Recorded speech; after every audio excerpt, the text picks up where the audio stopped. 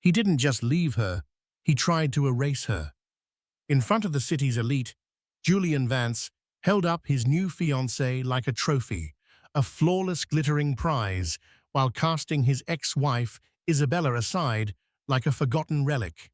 He boasted about his upgrade, his brilliant future, his fiancée's perfect beauty, believing Isabella was nothing without him, a ghost at the feast of her own life. But he made one catastrophic mistake. He assumed she was weeping in the shadows. He never imagined that while he was busy showing off a diamond, she had quietly accepted a diamond mine. What happens when a man's ego writes a check his reality can't cash? Stay with us. The air in the grand ballroom of the Pierre Hotel was thick with the scent of money and lilies. It was the annual Starlight Foundation Gala, a night where New York City's financial titans and social royalty gathered to outbid, outdress, and outshine one another under the guise of philanthropy. For Isabella Rossi, it was the first time she'd attended a major social event alone since her divorce from Julian Vance. She had built a name for herself, her art gallery becoming a respected space for emerging artists, but in these circles, she was still, and perhaps forever would be, Julian Vance's ex-wife. She saw him across the room, a shark, in a bespoke Tom Ford tuxedo, and on his arm was Aria Sterling. Aria was, Isabella had to admit, breathtaking. A decade younger, with hair the color of spun gold, and a smile that had been expertly calibrated for maximum charm and camera appeal. She was an Instagram model turned lifestyle influencer, a career that seemed to consist of being beautiful in expensive locations. Isabella was nursing a glass of champagne, speaking with an elderly board member about a potential art endowment when she felt a sudden shift in the room's energy. Julian had taken the stage. It wasn't on the program, but a hefty last-minute donation had a way of creating new agenda items. "Good evening, everyone." Julian's voice boomed smooth and confident. He flashed a smile that had closed billion-dollar deals and once upon a time captured her heart. "I just wanted to take a moment on this night of giving to speak about new beginnings, about finding true value." A ripple of polite applause. Isabella felt a cold dread snake its way up her spine. She knew this tone. This was Julian's "I'm the king of the world" voice. "As many of you know," he continued, gesturing for Aria to join him on the stage, "the last year has been one of transition for me, but it has also been one of incredible discovery." He wrapped his arm around Aria's impossibly small waist, pulling her close. The light from the chandeliers caught the enormous canary diamond on her left hand, sending a spray of yellow fire across the faces in the front row. "I discovered what it means to be with someone who truly inspires, someone whose beauty inside and out is an asset in itself." He beamed at Aria, who blushed demurely. "When you're aiming for the top, you need a partner who looks the part, someone who shines, someone flawless." Every word was a perfectly aimed dart. Isabella remembered the nights she'd stayed up late, helping him prep for presentations, proofreading his reports, using her art history degree to help him connect with eccentric art-loving investors. She remembered sacrificing a trip to see her ailing grandmother because he had a critical networking event. He called her his secret weapon back then. Now, in front of a room of their former friends and colleagues, here he was recasting her as a liability, a flawed prototype he'd had to discard. A man at a nearby table, a hedge fund manager named Marcus Thorne, who had been a groomsman at their wedding, leaned over to his wife and whispered not quite quietly enough, "That's a brutal shot at Isabella." Ouch! Isabella stood, frozen, her champagne flute feeling heavy in her hand. She could feel hundreds of pairs of eyes darting between her and the radiant couple on stage. Some were pitying, others morbidly curious. It was a social execution, and she was the guest of honor. "So I'd like to propose a toast," Julian announced, raising his glass. "To my magnificent fiancée, Aria. Thank you for showing me what a perfect 10 really looks like. To a future that is as bright and beautiful as you are." The room erupted in applause, a mixture of genuine enthusiasm for the spectacle and nervous energy. Julian's gaze swept the room, and for a fleeting moment, his eyes met Isabella's. There was no remorse in them, only a cold, triumphant glint. He was making a point. "I won. You lost." Isabella didn't flinch. She held his gaze, her expression a careful mask of neutrality. She would not give him the satisfaction of seeing her crumble. She took a slow, deliberate sip of her champagne, the bubbles tasting like ash in her mouth. When the toast was done, she placed the glass on a passing waiter's tray, turned with a poise she didn't feel, and walked out of the ballroom, her head held high. The clicking of her heels on the marble floor was the only sound she allowed herself to make. She didn't hear the whispers that followed her, the post-mortems of her public humiliation. She only focused on the cool night air that would meet her outside, a welcome balm to the burning shame that licked at her cheeks. The ride back to her Upper West Side brownstone was a blur. Isabella stared out at the glittering lights of Manhattan, each one a pinprick in the dark fabric of her composure. The driver, a kind man named Hector she'd used for years, kept glancing at her in the rearview mirror, his brow furrowed with concern, but said nothing. He had driven her and Julian to countless events just like this one. He knew. She didn't cry. The humiliation was too sharp, too cold for tears. It felt like a shard of ice lodged in her chest. Julian hadn't just insulted her, he had retroactively devalued their entire life together. He had reframed 12 years of partnership as a business arrangement, where she had failed to meet the aesthetic qualifications. Flawless, the word echoed in her mind. He wanted perfection, a doll, to accessorize his ambition. She had been a person with thoughts, dreams, and the occasional stress wrinkle. Her flaw was her humanity. Once inside her home, the silence was a welcome embrace. The space was entirely her own, filled with art that spoke to her books she loved, and a sense of peace Julian's restless energy had always shattered. She sank onto a velvet sofa, the adrenaline of her dignified escape finally ebbing away, leaving a profound weariness in its wake.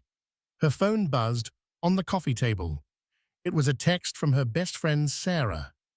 "I just heard what he did. That man is a monster. Are you okay? I'm coming over." Isabella smiled, faintly grateful for the fierce loyalty.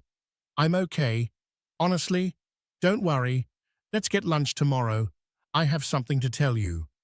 She put the phone down, and her gaze fell upon a framed photo on the mantelpiece, one she kept turned away from the room. She picked it up. It wasn't of her and Julian.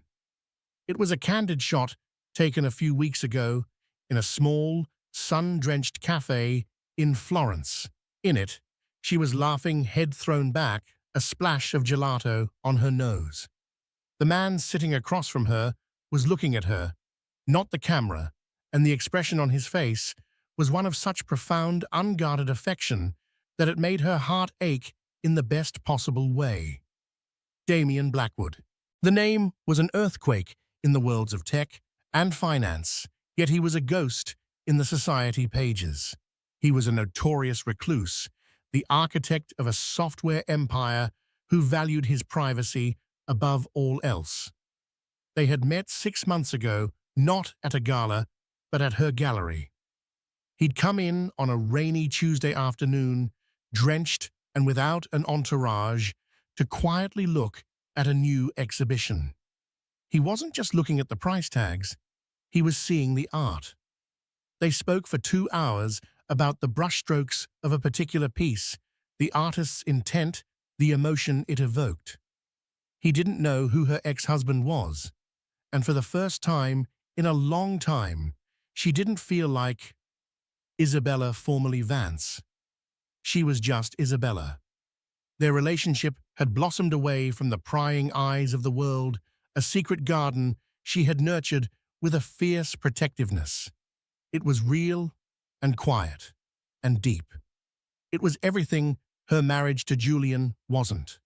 Damien loved her for her mind, her passion, her laugh lines.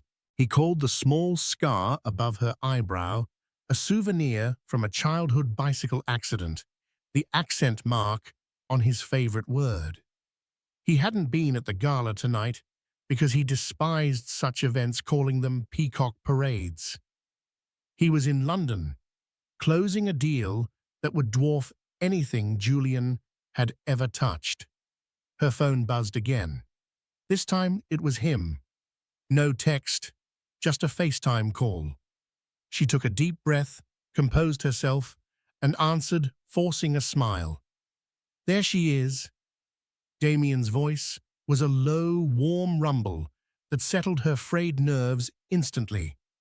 He was in a hotel room, looking tired but happy. I was worried you'd be asleep. How was the peacock parade? It was as expected, she said, her voice even. Lots of feathers. He studied her face, his perception unnervingly sharp. You're wearing your armor. What happened, Izzy? She hesitated, then the dam broke. The words tumbled out not in a torrent of anger, but in a flat, tired recitation of Julian's speech, the toast, the canary diamond, the collective stare of the room. Damien listened without interruption, his expression hardening from concern to a still cold fury. When she finished, there was a long silence. That man, Damien said, finally, his voice dangerously quiet, is a fool. A loud, insecure, and spectacularly cruel fool. He paused. Are you all right, my love? Truly. I am now, she whispered, and it was the truth. Saying it all out loud to him had put it in perspective. Julian was a noisy child, banging a drum for attention. Damien was the quiet king who owned the kingdom. He makes me feel like I wasted so much of my life. Never, Damien said fiercely. You built a life. He just happened to be in it. He didn't make you who you are, Isabella.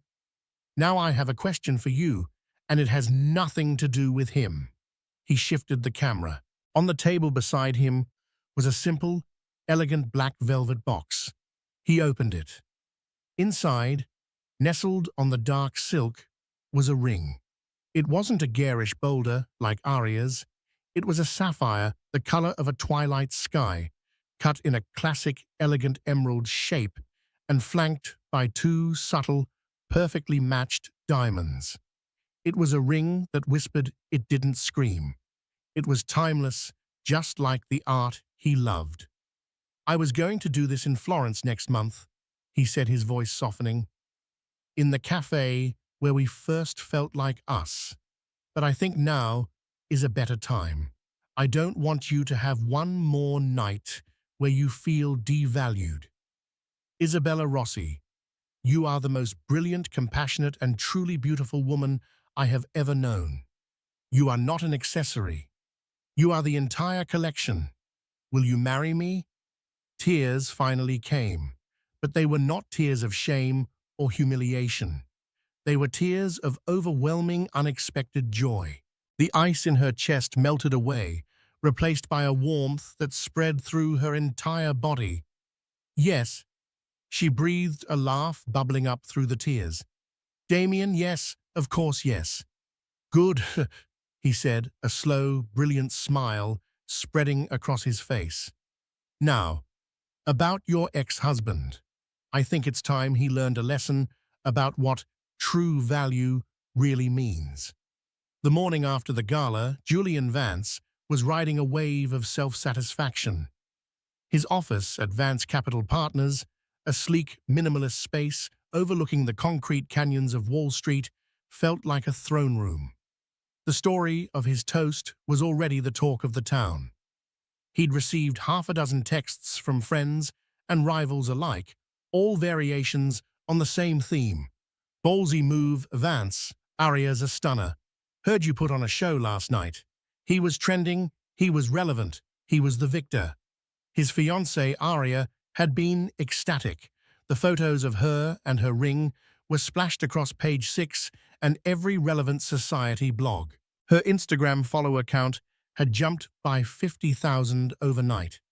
For her, the cruelty of the moment had been entirely eclipsed by the brilliance of the publicity. "You were amazing, darling," she'd purred over breakfast at their penthouse apartment. "So powerful. Everyone is talking about us." "They're talking about a power couple," Julian corrected her, gently sipping his espresso. "That's the brand we're building." His focus today wasn't on social gossip, however. It was on the biggest deal of his career, the acquisition of Innovate Dynamics, a groundbreaking AI logistics company that was poised to revolutionize global shipping. The company was privately held, notoriously picky about its partners, and its reclusive founder had been playing hard to get. But Julian was confident. He'd just secured a final round of funding from a consortium of international investors and was ready to make an offer so aggressive it couldn't be refused. This deal would elevate him from a successful player to a legend. He spent the morning on the phone with his lawyers and his European backers, his voice crisp with authority. Everything was falling into place. He even sent a smug, gloating text to a mutual friend, knowing it would get back to Isabella. "Tell me you saw the pictures from last night. Some things are just an upgrade in every possible way. Hope she's doing okay." He imagined Isabella seeing it, picturing her quiet grief in her lonely brownstone. The thought gave him a little thrill of power. He had moved on to bigger and better things while she was a relic of his past. Around noon, his private line rang. It was Marcus Thorne, his former groomsman. "Julian," Marcus said, his voice strained. "We need to talk." "Marcus, good to hear from you. You see the splash we made?" "I did. That's not why I'm calling. I'm hearing some strange chatter about the Innovate deal." Julian's good mood soured slightly. "What kind of chatter? Everything's locked down on my end." "That's the thing. The street says Innovate isn't for sale anymore. At least not to you," Marcus said. "I heard their board had an emergency meeting this morning. Something about a re-evaluation of potential acquirers based on character and long-term vision." Julian scoffed. "Character? This is Wall Street, not Sunday school. They're just posturing to drive up the price. Don't worry about it." "I don't know, man." The word blacklist was used. "It's coming from a solid source." A knot of unease tightened in Julian's stomach. "Blacklist? That's absurd. Who would have that kind of pull?" "No one's saying a name, just that the owner is particular, and he doesn't like loudmouths." Julian ended the call with a curt dismissal, but the confidence he'd felt all morning had begun to fray. He instructed his assistant to get him the CEO of Innovate Dynamics on the phone immediately. An hour passed, then another. His calls weren't being returned. His emails received automated responses. It was like a steel door had slammed shut. Meanwhile, in her quiet gallery, Isabella was having a very different kind of day. She and Damien had decided to keep their engagement private for a little while longer, to savor it for themselves before the inevitable media storm. The sapphire ring sat in its box in her safe, but she could feel its phantom weight on her finger, a secret, happy promise. She was in her office, finalizing the details for a new exhibition, when her phone lit up. It was Damien. "Morning, fiancé," he said. His voice was light, but she could hear an undercurrent of something else, something steely. "Morning, fiancé," she replied, the word tasting wonderful. "Is everything all right in London?" "Everything is perfect. I just had a very interesting conversation with my board," he said. "Specifically, the board of a little logistics company I founded a few years ago. You might have heard of it.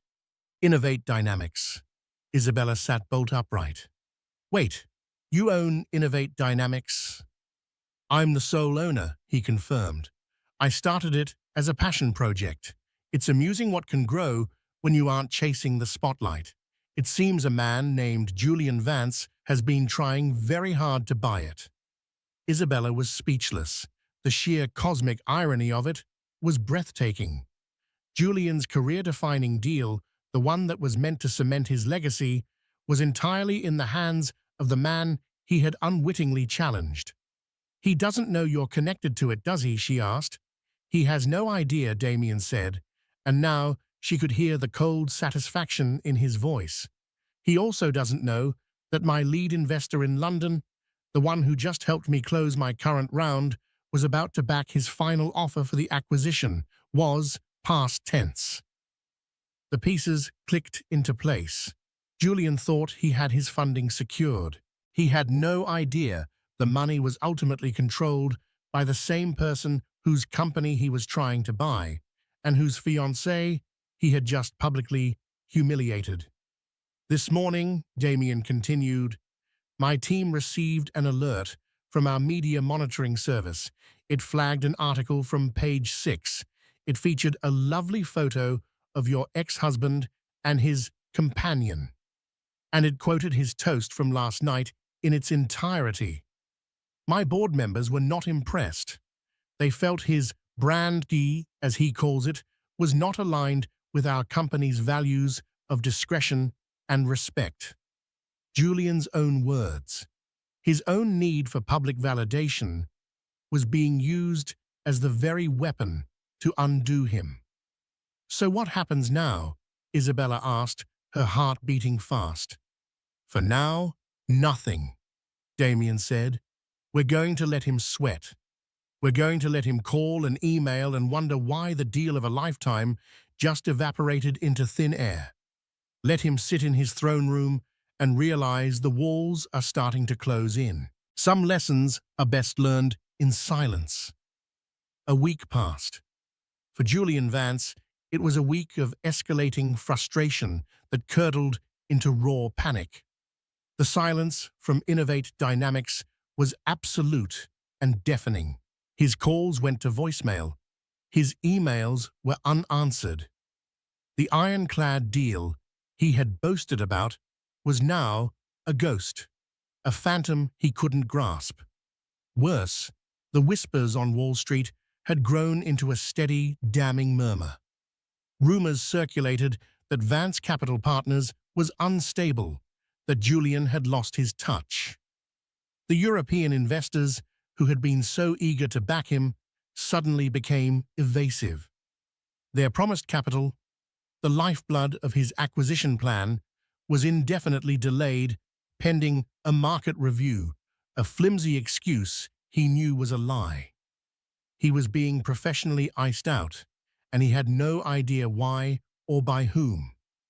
The pressure began to take its toll on his meticulously crafted life. The penthouse apartment, once a symbol of his success, now felt like a gilded cage. His relationship with Aria, built on the shallow bedrock of mutual vanity, began to show hairline cracks. "Why are you so tense all the time?" she asked one evening, scrolling through her phone. She was lying on a white chaise lounge, perfectly arranged for a selfie. "You're ruining the vibe." "The vibe, Aria," Julian snapped, pacing the length of their floor-to-ceiling windows. "The biggest deal of my life is imploding for no reason, And you're worried about the vibe. Well, it's not my fault, she pouted, turning the phone's camera on herself to check her reflection. Maybe you just weren't as good as you thought you were. Did you think about that? The comment, intended to be petulant, struck a raw nerve. It was the one possibility his ego refused to entertain. This is a coordinated attack. He seethed more to himself than to her. Someone is doing this to me. His paranoia grew. He yelled at his assistants, accused his lawyers of incompetence, and saw conspiracy in every delayed response. The confident, charming titan of finance was being replaced by a snarling, desperate man. Arya, who had signed up to be the fiancée of a winner, watched his transformation with growing distaste. The power and success that had attracted her were evaporating, leaving behind only a bitter, angry man. This wasn't part of the brand she wanted for herself. Meanwhile, Isabella's life was moving in the opposite direction. She and Damien had spent the week in a bubble of quiet joy. He had flown back from London, and they spent their evenings not at galas, but cooking together in her cozy kitchen, or taking long walks through Central Park after dark, unrecognized and untroubled. They talked about the future, not about assets and branding, but about values and dreams. He wanted to fund a foundation that would make art accessible to children in underserved communities, an idea born from her own passion. She wanted to travel with him, not to be seen, but to see the world. Their lives were weaving together, creating a tapestry rich with shared meaning and mutual respect. One evening, they were sitting by the fire in her living room when Damien's tablet chimed. He glanced at it, a frown touching his lips. "What is it?" Isabella asked. "It's the quarterly report from my family office," he said. "It lists all my direct and indirect holdings. There's something here I didn't realize." He turned the tablet to show her. It was a complex flowchart of investments and shell corporations. His finger rested on one box.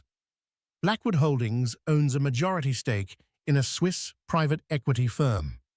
That firm, in turn, is the primary backer of the European investor consortium that Julian was relying on for his Innovate bid. Isabella stared at the screen. "Oh, so the money he was counting on was your money all along?" "Effectively, yes. He was trying to buy my company with my own capital, and he never even knew it," Damien said, a grim sort of wonder in his voice. "The man's arrogance is matched only by his lack of due diligence." This was the final piece of the puzzle. It wasn't just that Damien owned the target company. He controlled the funding to acquire it. He had Julian in a financial pincer movement, and Julian was so blind he couldn't even see the jaws closing in. Driven by a desperate need for answers, Julian had hired a private investigator, an expensive ex-Mossad agent named Zev, to find out who was behind Innovate Dynamics. For days, Zev came up empty. The ownership was buried under layers of impenetrable offshore corporations. But Julian was relentless, paying an exorbitant fee for Zev to dig deeper. Finally, late one Friday afternoon, Julian got the call. "I have a name," Zev said, his voice gravelly. "It cost a fortune to get, and I had to break 3 different kinds of laws, but I have it." "Who is it?" Julian demanded, his knuckles white as he gripped his phone. "Who owns Innovate?" There was a pause on the other end of the line. The ultimate beneficiary, at the very top of the food chain, is a man named Damien Blackwood. The name hit Julian like a physical blow. Damien Blackwood, the tech billionaire, the recluse. He'd never met the man, but he knew the legend. Blackwood was in a different league entirely. He was old, money, new money, and every kind of money in between. Why would a man like that want to ruin him? They didn't travel in the same circles. They had no history. It made no sense. He hung up the phone, his mind racing. He now had a name for his tormentor, but the motive was a complete mystery. He paced his office, the feeling of powerlessness gnawing at him. He, Julian Vance, who prided himself on knowing everyone and everything, had been blindsided. He looked out the window at the city below, the city he had intended to conquer, and for the first time he felt small and very, very vulnerable. He had no idea the real reason for his downfall was sitting by a fireplace just a few miles uptown, her hand resting gently on the arm of the man who was quietly and systematically dismantling his world. Julian's obsession with Damien Blackwood consumed him. He ordered his team to compile a complete dossier on the man, every known investment, every rumored venture, every charity affiliation. The more he learned, the more insignificant he felt.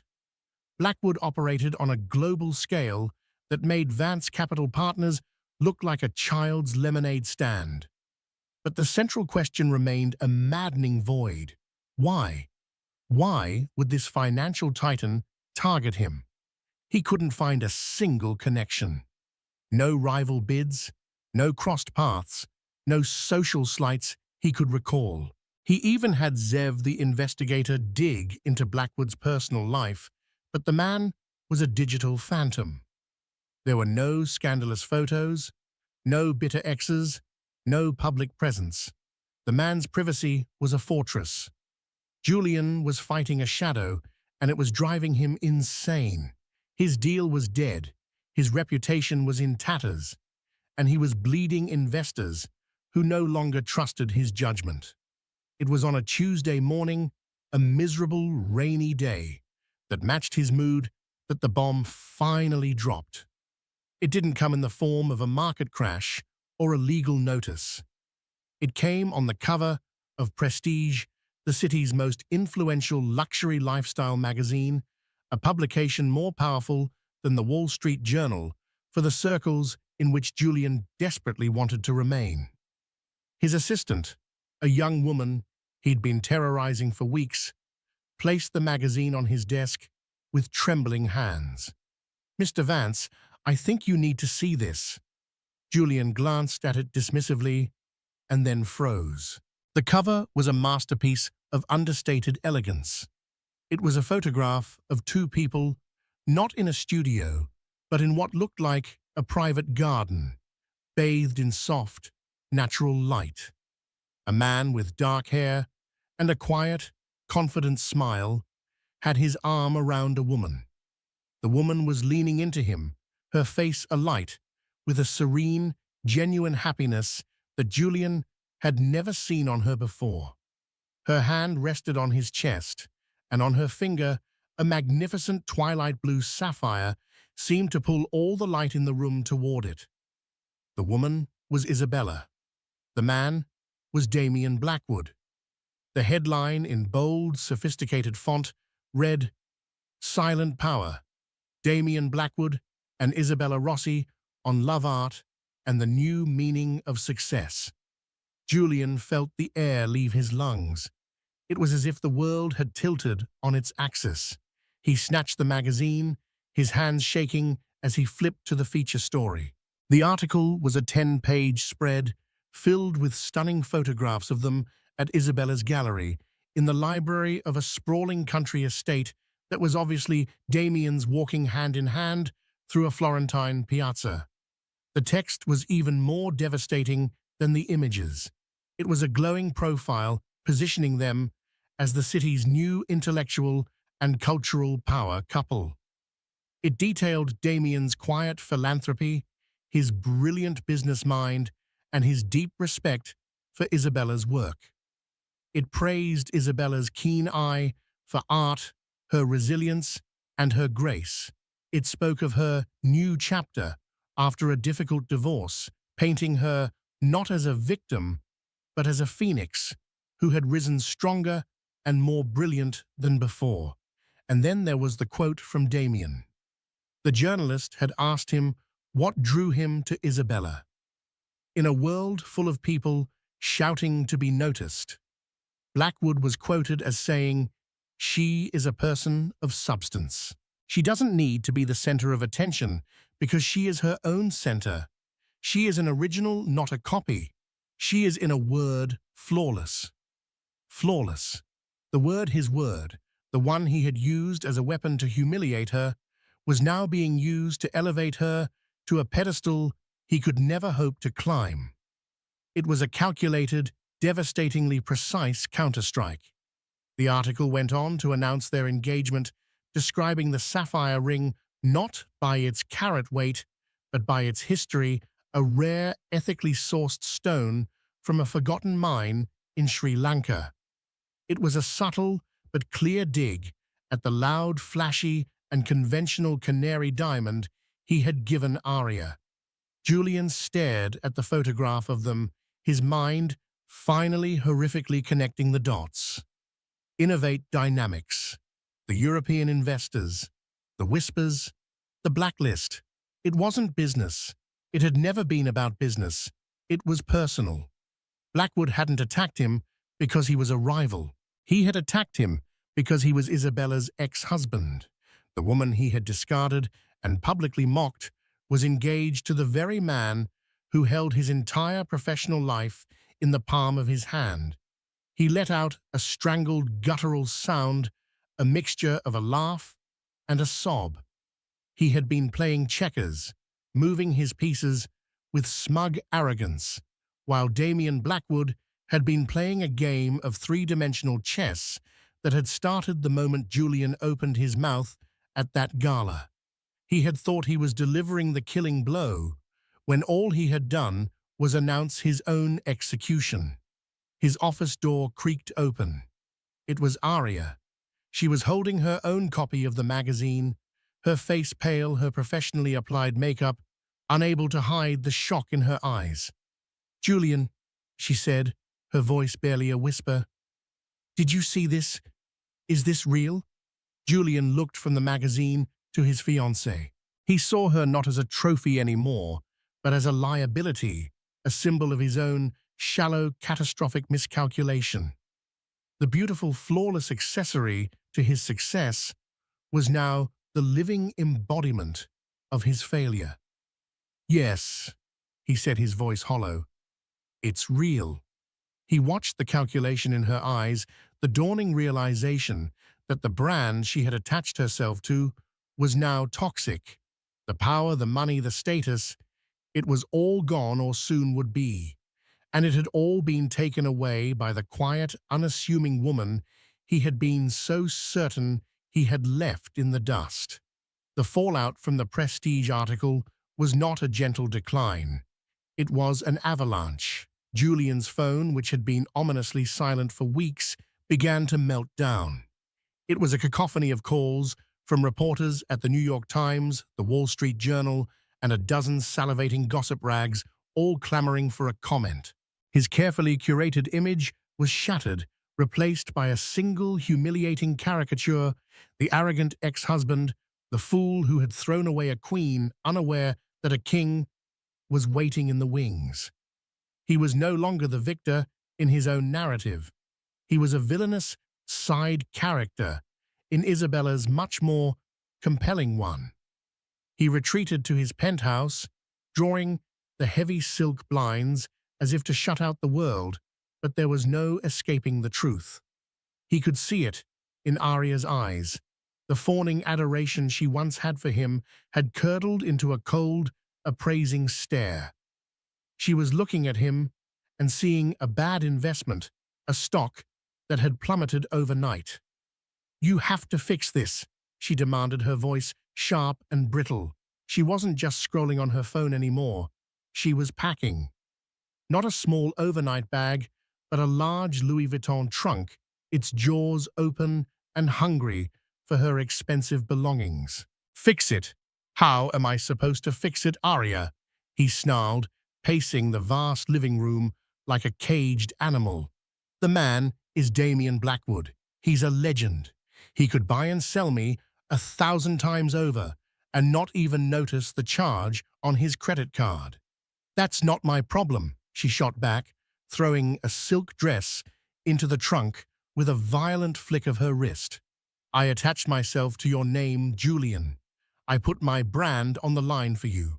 I stood on that stage and smiled while you humiliated your ex-wife, all because you promised me a certain kind of life. Now your name is mud.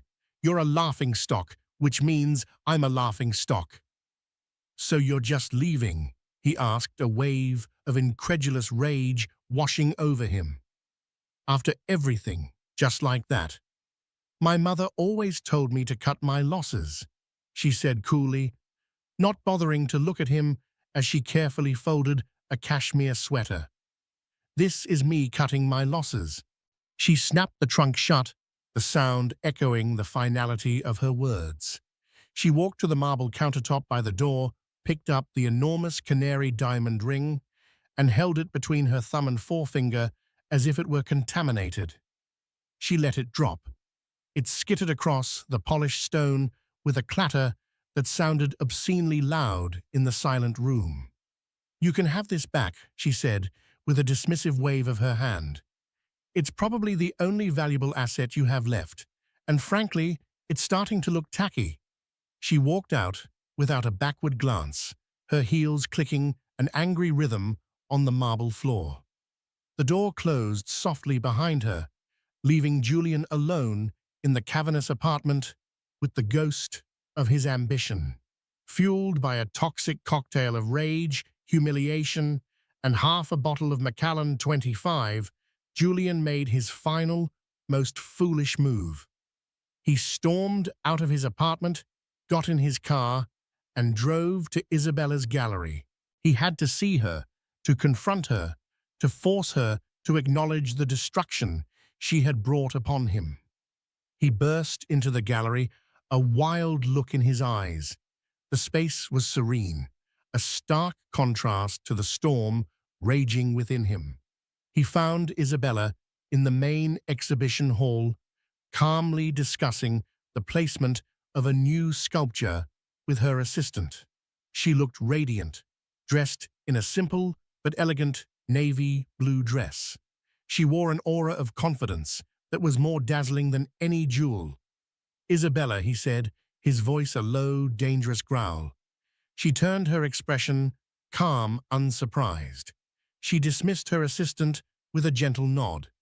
"Julian, you shouldn't be here." "Shouldn't I?" He stalked towards her, his voice rising with every step. "You did this, you and him. This was your revenge plot, wasn't it, my deal, my investors?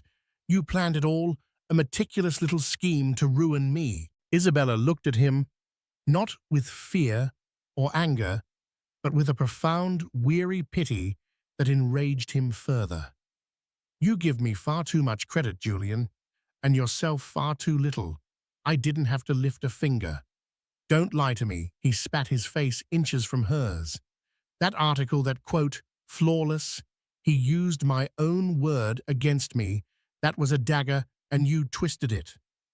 "The only thing I'm guilty of," she said, her voice remaining level and strong, "is falling in love with a good man who sees me for who I am. The rest, that was all you. You were the one who stood on a stage and announced to the world that a woman's worth is measured by her appearance. You were the one who was so blinded by your own ego that you never bothered to do your research on a $10 billion company. You were so busy building a brand that you forgot to build a character." She took a step closer, and for the first time, he saw not the quiet, accommodating woman he had married, but the powerful, self-possessed woman she had become. He instinctively took a step back. "Damien didn't ruin you, Julian. He just held up a mirror and you shattered it. He didn't have to attack you. He just sat back and watched you self-destruct. Your toast at the gala wasn't a shot at me. It was a public confession of your own deep-seated insecurity and superficiality. And in his world, in the world of real power and substance, that's a fatal flaw." You weren't defeated in a hostile takeover. You were simply disqualified from a game you didn't even know you were playing. Every word was the unvarnished truth, and it landed with the force of a physical blow. The rage and scotch couldn't protect him from it. The fire in his chest died out, leaving a vast hollow emptiness. He had built his entire identity on a foundation of perceived success and public approval, and in a matter of weeks, it had all turned to dust. He looked around the gallery at the beautiful, challenging art, at the woman he had so casually and cruelly discarded. He had traded her for a reflection, and the reflection had shattered. He had boasted about his fiancée's fleeting beauty, never realizing his ex-wife possessed a strength and grace that were infinitely more valuable and infinitely more powerful. He started, but the words wouldn't come. What was there to say he had lost? Not to her, not to Damien Blackwood, but to himself. "You should go, Julian," Isabella said softly, turning her back on him to look at the sculpture. The conversation was over. His part in her life was finally and truly finished. 6 months later, the name Julian Vance was a ghost on Wall Street, a cautionary tale whispered in hushed tones at exclusive bars. Vance Capital Partners had imploded with spectacular speed, its assets liquidated in a fire sale to cover a mountain of debt. The sleek penthouse, once his monument to success, was sold at a humbling loss. Julian's last public sighting wasn't in the society pages, but in a grainy, candid photo snapped outside a restaurant in Greenwich, Connecticut. He was having lunch with his parents, the famous swagger, replaced by the weary, stooped shoulders of a man crushed by the weight of his own hubris. He stared into his water glass, avoiding the disappointed eyes of his father. He had learned the hardest lesson of all: the view from the top of a molehill is still just a few feet off the ground, and the fall is just as painful. For Isabella and Damien, life had become a masterclass in quiet, deliberate joy. Their wedding was the antithesis of the Starlight Gala. They married on a sun-drenched cliffside terrace in Positano, overlooking the glittering Tyrrhenian Sea. There were no press, no crowds, just 20 of their closest family and friends. Isabella wore a simple, breathtakingly elegant gown by a designer she had helped discover, and she carried a bouquet of olive branches and fragrant white peonies. Damien, in a tailored linen suit, looked at her as if she were the only person in the world. Their vows weren't about mergers or assets. They spoke of shared values, mutual respect, and the promise of a partnership built on truth. The only photographer was Sarah, Isabella's best friend, who captured moments of genuine laughter and stolen kisses, not posed tableaus for a magazine. Their life together became a seamless blend of their passions. The Art Start Foundation was not a vanity project. It was their shared mission. They poured tens of millions into creating state-of-the-art creative centers in public schools across the country.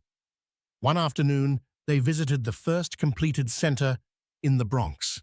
They walked through a sunlit room filled with children painting, sculpting, and composing music on new computers.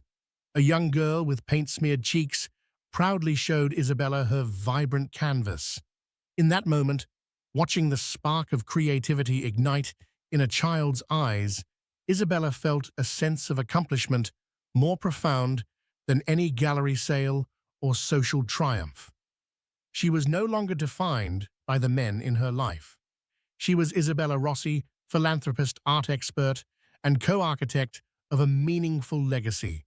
One crisp autumn evening, they stood on the terrace of their new home, a stunning, modern house overlooking the Hudson River, far from the city's frantic energy.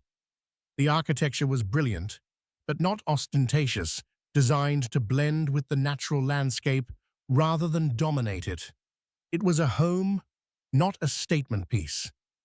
Damien came up behind Isabella, wrapping his arms around her waist as she looked out at the water.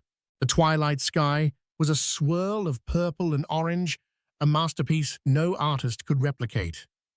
"What are you thinking about my love?" he asked softly, resting his chin on her shoulder. She was quiet for a moment, watching the lights begin to twinkle on the distant shore. "Do you remember that night, the gala?" "I try not to," he murmured into her hair. "But I will never forget the look in your eyes when I called you on FaceTime. The strength that was holding back so much pain. I felt so small," she confessed, her voice barely a whisper. "So erased. I think a part of me for 12 years had accepted his definition of value. I thought my worth was tied to his success. When he stood up there and said those things, it was like he was confirming my deepest, darkest fear that I was disposable." "And now," he prompted gently. Isabella turned in his arms to face him, her own eyes clear and bright. She reached up and touched the faint scar above his eyebrow, a gesture of intimate familiarity. "Now I know that my value was never his to define. It was always mine to own. My life with him wasn't a waste. It was a long, difficult, and ultimately necessary education. It taught me the difference between glitter and gold, between noise and substance, between a brand and a soul. In a way, his cruelty was a gift. It broke the last chain and set me free. It led me here, to you." Damien smiled, his eyes full of the same unguarded affection she'd first seen in that photo from Florence. "He was a fool, Isabella, a man dying of thirst while standing in a river because he was too captivated by his own reflection to see the life-giving water all around him. He never saw you." He leaned in and kissed her a kiss that was both passionate and peaceful, a testament to the quiet, unshakable world they had built together. It wasn't a life of drama or revenge. It was a life of purpose, partnership, and profound love. They had won, not by defeating an enemy, but by simply choosing to build a better world, one that had no room for the shallow cruelty of men like Julian Vance. The best revenge, they both knew, wasn't a cold dish served in public. It was a warm, beautiful life, lived well authentically and far, far away from the noise. In the end, this was never a story about revenge. It was a story about value. Julian Vance saw value in surfaces, in trophies, in the roar of the crowd. He built a life made of glass and was shocked when it shattered. Isabella, on the other hand, learned to find value in substance, in character, and in the quiet strength of her own heart. She built a life made of stone and created a legacy. Her story is a powerful reminder that true power isn't about who you can step on to get to the top, but about how many people you can lift up once you're there. If you were moved by Isabella's journey to reclaim her own narrative, please hit that like button to show your support. Don't forget to share this story with someone who loves a tale of empowerment and sweet, sweet karma. And most importantly, subscribe to our channel and ring that notification bell so you never miss another story of justice, drama, and ultimate triumph. Thank you for watching.